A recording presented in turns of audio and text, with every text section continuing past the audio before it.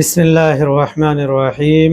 আলহামদুলিল্লাহ ওয়াসসালাতু ওয়াসসালামু আলা রাসূলিল্লাহ ওয়া আলিহি তাইয়্যিবিন আত-তাহিরিন। 1448 হিজরি। আমরা মুহররম মাস অতিক্রম করেছি। ইমাম হুসাইন আলাইহিস সালামের আরবাইন শুরু হয়েছে। লক্ষ লক্ষ মানুষ হযরত ইমাম হুসাইন আলাইহিস সালামের দিকে ছুটে চলেছে।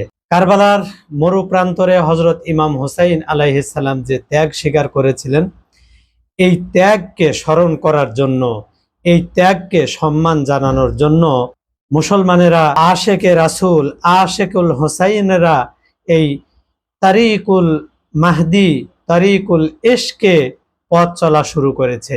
পবিত্র নগরী কারবালা ইরাক দেশের বিভিন্ন এলাকা থেকে এবং ইরাক সহ পৃথিবীর বিভিন্ন স্থান থেকে এই আশেকানে হুসাইন কারবালার দিকে ছুটে চলেছে।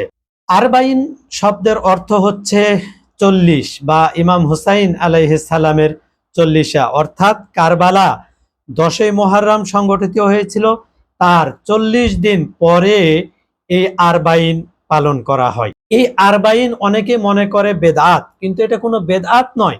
যিনি সর্বপ্রথম আরবাইন পালন করেন তিনি হচ্ছেন রাসূলের জলিল কদর সাহাবা হযরত জাবের ইবনে আব্দুল্লাহ আনসারী। তিনি সর্বপ্রথম কারবালায় এসেছিলেন। যখন তার কাছে খবর পৌঁছেছিল যে ইয়াজিদি বাহিনী, অত্যাচারী বাহিনী হযরত ইমাম হুসাইন আলাইহিস সালামকে তার সন্তান সন্ততি সহ, তার সাথী সহ কারবালার মরুপ্রান্তরে নির্মমভাবে হত্যা করেছে, জাবের ইবনে আব্দুল্লাহ আনসারী এই খবর শোনার পর আর মদিনায় থাকতে পারেননি।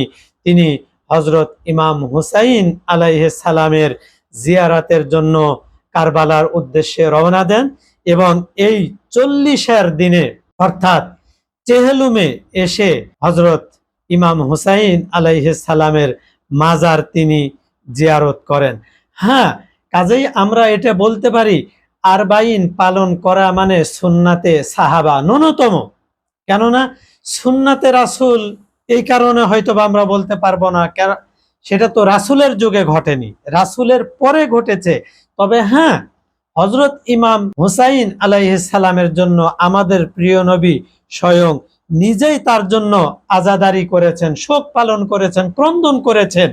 যখন হযরত ইমাম হুসাইন আলাইহিস সালাম জন্মগ্রহণ করেন, আল্লাহ রাসূল খুশি হয়েছিলেন নাতিকে পেয়ে। হযরতে জিবরাইল আমিন এসে খবর দিচ্ছেন, ইয়া রাসূলুল্লাহ, আপনি আজকে খুশি হয়েছেন, কিন্তু আপনার অত্যাচারী উম্মত, আপনার অবাধ্য উম্মত, আপনার পথভ্রষ্ট উম্মতের একটি দল হযরত ইমাম হুসাইন আলাইহিস সালামকে, আপনার এই প্রিয় নাতিকে, জান্নাতের সর্দারকে মরু প্রান্তরে ক্ষুধার্ত তৃষ্ণার্ত অবস্থায় নির্মমভাবে শহীদ করবে, নির্মমভাবে তাকে হত্যা করবে। আল্লাহ রাসূল তখনই কেঁদেছিলেন এবং হযরত ইমাম হুসাইনের জন্য শোক পালন করেছিলেন। সম্মানিত শ্রোতা মণ্ডলী, আসি আমরা কেন প্রত্যেক বছর হযরত ইমাম হুসাইনের শোক পালন করব, কেন আরবাইন পালন করব, কেন 40 পালন করব। এর মাধ্যমে যারা আরবাইন পালন করে তারা ঘোষণা করতে চায় যে আমরা এখনো সচেতন রয়েছি, আমরা এখনো হযরত ইমাম হুসাইনের পথে রয়েছি, আমরা ইয়াজিদের পথে নেই, আমরা ইয়াজিদকে সমর্থন করি না, আমরা ইয়াজিদকে অনুসরণ করি না। আমাদের নেতা হচ্ছেন হযরত ইমাম হুসাইন আলাইহিস সালাম। এছাড়াও এটা প্রমাণ করে যে আরবাইনকে পালন করা মানেই সত্যকে স্মরণ করা, আরবাইন পালন করা মানেই মিথ্যাকে অস্বীকার করা, আরবাইন পালন করা মানেই জুলুমের বিরোধিতা করা, চেহলুম পালন করা মানেই সত্যের পক্ষে নিজেকে জার করে দেওয়া, সত্যকে সমর্থন করা। কাজেই আরবাইন মানে সেই ইশক এবং মহব্বত, যে মহব্বত কে মানুষ জান্নাতের দরজায় নিয়ে গিয়ে পৌঁছিয়ে দিবে। হাদিসে আছে, যে ব্যক্তি দুনিয়াতে যাকে ভালোবাসে তার সঙ্গে তার হাসর নসর হবে। আপনি যদি হযরত ইমাম হুসাইন আলাইহিস সালামকে ভালোবাসেন, আমরা যদি ইমাম হুসাইনের আশেক হই, কাল কিয়ামতের ময়দানে যে জান্নাতের সর্দার হবেন হযরত ইমাম হুসাইন আলাইহিস সালাম।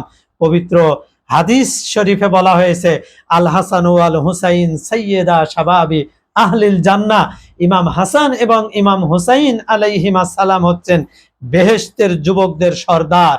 কাজেই আমরা যারাই জান্নাতে যাব তাদের সর্দার হবেন হযরত ইমাম হুসাইন আলাইহিস সালাম। কাজেই আমরা চেহলুম পালন করতেই পারি এবং এটা করা আমাদের জন্য কর্তব্য, কেননা এর মাধ্যমে আজ 1400 বছর পরেও উম্মতে মুহাম্মাদি ঘোষণা করতে চায় যে ইয়াজিদ তোমার মৃত্যু ঘটেছে, ইমাম হুসাইনের বিজয় হয়েছে, ইয়াজিদের পরাজয় হয়েছে। আর এটা আমরা এই 40 পালনের মাধ্যমে, আশুরা পালনের মাধ্যমে সেটা প্রমাণ করে দিতে চাই। আরবাইনের স্মরণ, ইমাম হুসাইনের স্মরণ মানেই সত্যের স্মরণ, কেননা ইমাম হুসাইন আলাইহিস সালাম ইসলামকে জীবিত রেখেছেন। আল ইসলাম মুহাম্মাদিউল হুদুস ওয়া হুসাইনিউল বাকা। ইসলাম রাসূল আকরাম হযরত মুহাম্মদ মুস্তাফা সাল্লাল্লাহু আলাইহি ওয়া আলিহি ওয়াসাল্লাম নিয়ে এসেছেন, কিন্তু এই ইসলামকে স্থায়িত্ব দান করেছেন হযরত ইমাম হুসাইন আলাইহিস সালাম তার ত্যাগের মাধ্যমে, তার উৎসর্গের মাধ্যমে। এমন ত্যাগ স্বীকার করেছেন যে ত্যাগ আমাদেরকে শিক্ষা দেয় যে আমরা কিভাবে ইসলামের পথে থাকব, কিভাবে ইসলাম জীবিত থাকবে। আরবাইন পালন করা মানে, আশুরা পালন করা মানে শাহাদাতের স্পৃহা নিয়ে জীবন যাপন করা। আর আমরা জানি শাহাদাতের মৃত্যু হচ্ছে সর্বোত্তম মৃত্যু। এর চেয়ে আর কি নিয়ামত হতে পারে। ওয়ালা তাহসাবান্নাল্লাযীনা কুতিলু ফি সাবিলিল্লাহি আমওয়াত বাল আহইয়াউন ইনদা রাব্বিহিম ইউরযাকুন। যারা আল্লাহর পথে নিহত হয়, শহীদ হয়, তাদেরকে তোমরা মৃত্যু বলো না, বরং তারা জীবিত, তারা আল্লাহর কাছে রিজিক প্রাপ্ত হন। তাহলে শাহাদাতের স্পৃহা, শহীদ হওয়ার স্পৃহা আমরা হযরত ইমাম হুসাইন জান্নাতের সর্দারের নিকট থেকে পেয়ে থাকি। আর তাছাড়াও আসলে কারবালা হচ্ছে আধ্যাত্মিকতা, উদারতা, মানবতা শিক্ষার মহা বিশ্ববিদ্যালয়, কেননা সেখানে যে ত্যাগ স্বীকার করেছেন হযরত ইমাম হুসাইন আলাইহিস সালাম আমাদেরকে শিক্ষা দেয় যে আমরা কিভাবে ত্যাগ স্বীকার করব, কিভাবে আত্মশুদ্ধি অর্জন করব। আজকে দুঃখজনক হলেও সত্য যে উম্মাতে মুহাম্মাদির মধ্যে একটি দল আজকে 1400 বছর পরেও এসে বলতে চায় যে আমরা ইয়াজিদের সাথে আছি। কেন? বলে ইয়াজিদ ভালো মানুষ ছিল, ইয়াজিদ 100 রাকাত নামাজ পড়তো, ইয়াজিদ তো ইমাম হুসাইনকে হত্যা করার নির্দেশ দেয়নি, ইয়াজিদ তো আসেনি কারবালায়। হ্যাঁ, ইয়াজিদ আসেনি, কিন্তু এই বাহিনীটা কার ছিল? এ বাহিনী কে প্রেরণ করেছিল? আল্লাহ রাসূলের সুন্নাত কি ছিল? আমরা আল্লাহ রাসূলের সুন্নাত পালন করি না? কত সুন্নাত পালন করি। যেমন হাজারুল আসওয়াদ কাবা শরীফে রয়েছে, এই কাবা শরীফে হাজারুল আসওয়াদে চুমু দেওয়া সুন্নাত। কেন? রাসূল চুমু দিয়েছেন, রাসূল ওই পাথর কাবা শরীফে স্থাপন করেছেন। আচ্ছা, রাসূল যদি একবার চুমু দেওয়ার কারণে কাবা শরীফে হাজারুল আসওয়াদে চুমু খাওয়া সুন্নাত হয়, তাহলে যে হুসাইনকে আল্লাহ রাসূল সারাটি জীবন চুমু খেলেন, যতদিন তার জন্ম থেকে নিয়ে রাসূলের ওয়াফাত পর্যন্ত সারাটি জীবন হুসাইনের মাথায় চুমু খেয়েছেন, শরীরে চুমু খেয়েছেন, পায়ে চুমু খেয়েছেন, হাতে চুমু খেয়েছেন।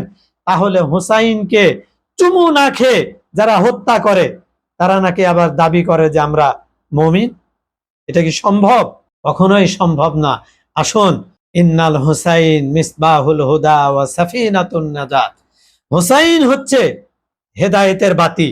আমরা যদি হেদায়েত পেতে চাই, আমরা যদি প্রমাণ করতে চাই যে আমরা সঠিক মুসলমান, সঠিক মুমিন, তাহলে হুসাইনের এই হেদায়েতের তরিতে আসতে হবে, এই মুক্তির তরিতে আসতে হবে। তাহলেই আমরা মুক্তি পাবো। ওয়া আখির দাওয়ানা আনিল হামদুলিল্লাহি রাব্বিল আলামিন।